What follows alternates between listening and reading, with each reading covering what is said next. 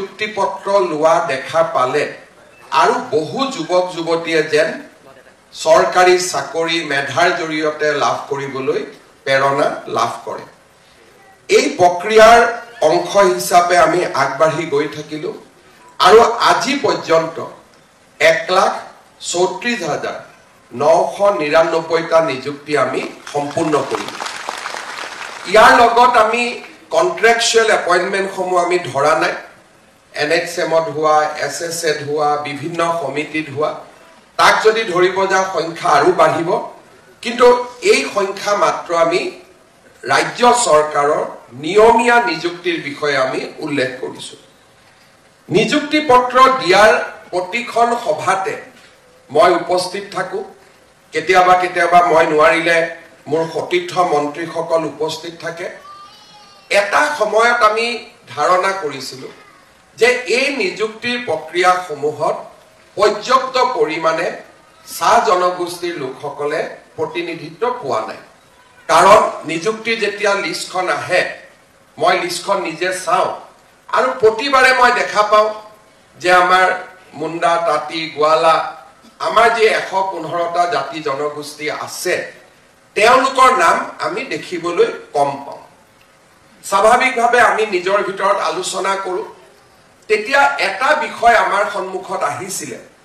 যে আমি কোনো দলক সমালোচনা নকৰো কিন্তু কংগ্ৰেছৰ সময়ত চাহ বাগিচাৰ শিক্ষা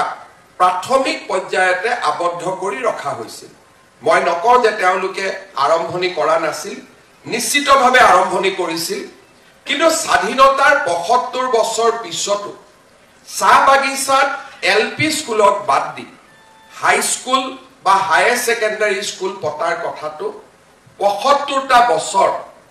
কংগ্ৰেছৰ চৰকাৰৰ দিনত ভাবিব পৰা হোৱা নাছিল আমি যেতিয়া সমীক্ষা কৰিছিলো তেতিয়া আমি দেখা পাইছিলো যে যদি হাই স্কুল স্থাপন নহয় তেতিয়া হলে শিক্ষিত যুৱক যুৱতীৰ সংখ্যা সীমিত হৈ থাকিব হাই স্কুলৰ পিছত আমি হায়াৰ সেকেন্ডাৰী পাতিব লাগিব আৰু কলেজত আৰু বিশ্ববিদ্যালয়ত চাহ বাগিচাৰ লৰা ছোৱালী পঢ়াৰ এটা সুকিয়া সুবিধা অন্তত 10-15 বছৰলৈকে আমি ৰাখিব লাগিব এই প্ৰক্ৰিয়াৰ আলম লৈ আমি প্ৰথম অসমত আৰম্ভ কৰিলো যে আমি বাগিচা সমূহত আদৰ্শ হাই স্কুল নিৰ্মাণ কৰিম আজি আমাৰ বাবে সৌভাগ্য যে অসমত 100খন চাহ বাগিচাৰ ছাত্ৰ ছাত্ৰীৰ বাবে হাই স্কুল নিৰ্মাণ হৈছে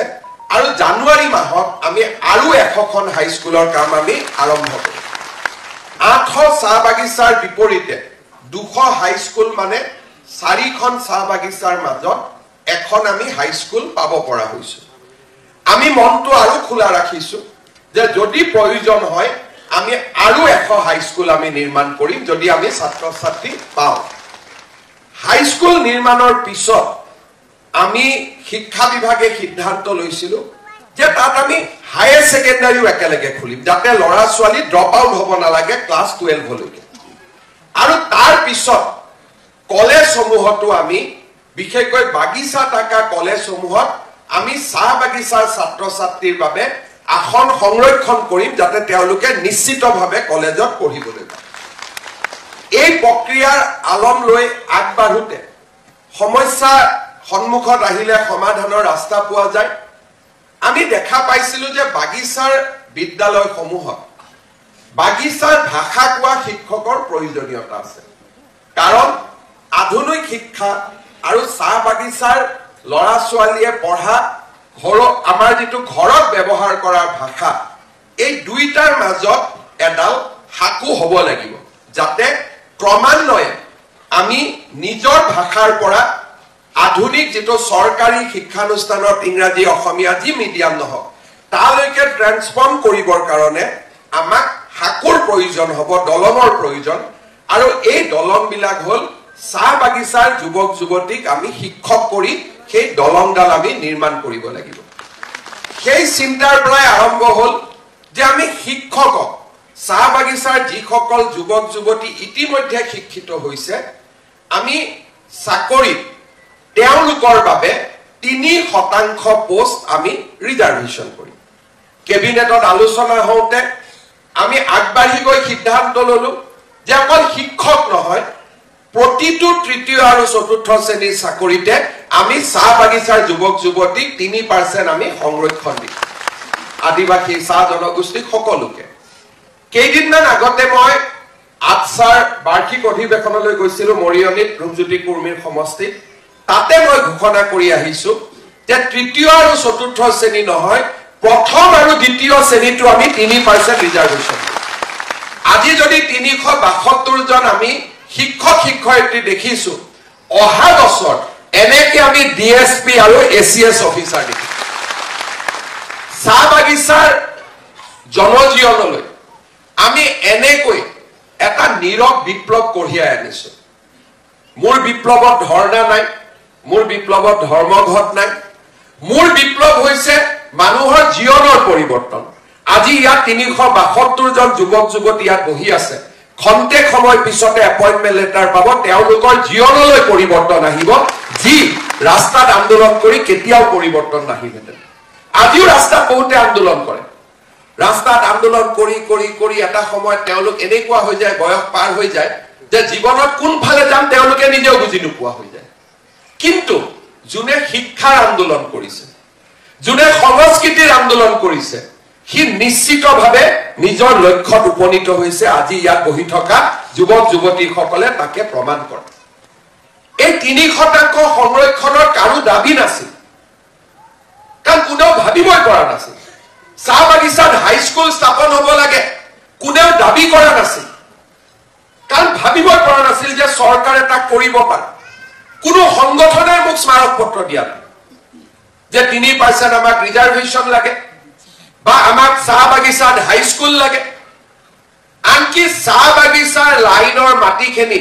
মোৰ নামত লিখক তাকো কোনেও দাবী কৰা নাছিল। আমি চৰকাৰে সিদ্ধান্ত লৈছো যে চাহ বাগিচাৰ লাইনৰ মাটিৰ মালিকী স্বত্ব আমি চাহ বাগিচাৰ শ্ৰমিকক দিম, আমি কাম কৰা প্ৰতিগৰাকী শ্ৰমিকক দিম। আজি এই ধৰণে আজি আমাৰ চৰকাৰৰ দিনত অসমৰ চাহ বাগিচাৰ নৱ প্ৰজন্মৰ জীৱনলৈ পৰিৱৰ্তন আহিছে। মই সিদ্ধান্ত লৈছিলো যে অসমত যিমানে মেডিকেল কলেজ বাঢ়ি যাব, বাগিচাৰ ল'ৰা ছোৱালীয়ে প্ৰতিখন মেডিকেল কলেজতে 3খনকৈ আসন ৰিজাৰ্ভেশ্যন পাই যাব। আজি আমাৰ অসমত 15খন মেডিকেল কলেজ হ'ল, 3-15 গুণ অহাবাৰ আমি 45 জন ডক্তৰ আমি কৰিব পাৰিম। আটছাৰ মিটিঙত মই ঘোষণা কৰি আহিছো যে 45 সংখ্যাটো বেয়া দিশে একেলগে 50 কৰি দিম, যে এবছৰত যাতে আমি 50 জন চিকিৎসক আমি বনাব পাৰো, তাৰ ব্যৱস্থাও এইবাৰ আমি হাতত লৈছো। পেৰামেডিকেলত 250খন আসন সংৰক্ষণ কৰা হৈছে। আৰু চাহ বাগিচাত যুৱক যুৱতীসকলৰ মাজত এক আত্মবিশ্বাস আনিবৰ বাবে দয়াল দাস পানিকাকে আদি কৰি আমি বিভিন্ন আত্মসংস্থাপনৰ কামো হাতত লৈছো। চাহ বাগিচাৰ যুৱক যুৱতীসকলে পৰিৱেশন কৰা ঝুমুৰৰ পিছত এতিয়া আমাক ঝুমুৰ প্ৰদৰ্শন কৰিবলৈ দিল্লীলৈকেও মানুহে মাতা আৰম্ভ কৰিছে। বাগিচাৰ লাইনৰ মাজত আবদ্ধ হৈ থকা অসমৰ সাংস্কৃতিক সম্পদ ঝুমুৰক আমি অসমীয়া সমাজৰ বৰ সভালৈ আমি লৈ আহিব পাৰিলো। আৰু আজি আত্মবিশ্বাসেৰে চাহ বাগিচাৰ যুৱক যুৱতীসকলে এখন নতুন পৃথিৱীৰ সন্ধানত নামিব পাৰিছে, নতুন পৃথিৱীৰ সন্ধান কৰিব পাৰিছে। চাহ বাগিচাত গৰ্ভৱতী মহিলাসকলক মজুৰিৰ ক্ষতিপূৰণ হিচাপে 15,000 টকাকৈ দিয়াৰ ব্যৱস্থা, আয়ুষ্মান আৰোগ্য মন্দিৰ, এই ধৰণে অজস্ৰ কামৰ জৰিয়তে যোৱা 5টা বছৰত আমি অসমৰ চাহ বাগিচাৰ জনজীৱনলৈ এটা পৰিৱৰ্তন আনিছো। সিদিনাখন আমি যেতিয়া নিযুক্তি পত্ৰ দিছিলো, graduate teacher, post graduate teacher, LP ME teacher, আমি ইচ্ছা কৰিয়ে তাত নিযুক্তি পত্ৰ দিয়া নাছিলো, কাৰণ আমি বিচাৰিছিলো যে এখন সভা মানুহে বিশ্বাস কৰক। ডাঙৰ কথাটো হৈছে যে আমি কলেও বহু দিনলৈ মানুহে বিশ্বাস নকৰে। 3% ৰিজাৰ্ভেশ্যন আছে বুলি কৈছে, আচলতে আছে নে নাই এনেই কলে, ভোটৰ কাৰণে কলে, ইলেকশ্যন আহিছে কাৰণে কলে। কিন্তু আজি যেতিয়া এখন সভাত আমাক দেখিব যে নহয়, সঁচাকৈয়ে আমাৰ ল'ৰা ছোৱালীক মাতি আনি মুখ্যমন্ত্ৰীয়ে নিযুক্তি পত্ৰ দিছে, ই এটা পৰিৱেশৰ সৃষ্টি কৰিব আৰু